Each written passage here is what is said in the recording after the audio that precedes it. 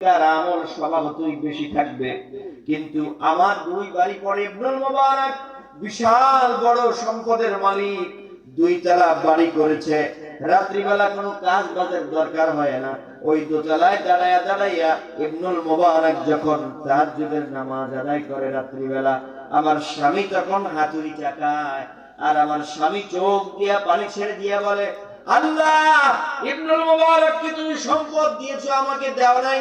ইবনুল মুবারক ওই সম্পদের কারণে রাত্রিবেলা নিরিবিলি তোমার জন্য নামাজ পড়তে পারে, কিন্তু আমার এই হাতুড়ি টাকাই আগামী কালকের জন্য পরিবারের জন্য খরচ জোগানো লাগবে, আমি নামাজ পড়তে পারি না, তাহাজ্জুদ করতে পারি না, আমাকে তুমি ক্ষমা করে দাও, মাফ করে দাও। সুবহানাল্লাহ বলেন। মানে হচ্ছে আমলের প্রতি তার কত মায়া। তাহাজ্জুদের নামাজ কি ফরজ? কি বলেন? ফরজ, ওয়াজিব, নফল নামাজ। কিন্তু সেই নামাজ ইবনুল মুবারক রাত্রিবেলা ছাদের উপরে দাঁড়াইয়া আল্লাহর দেওয়া বাতাস খায়, আর ওই রাত্রিবেলা নামাজ পড়ে আল্লাহর নৈকট্য লাভ করে, আর উনি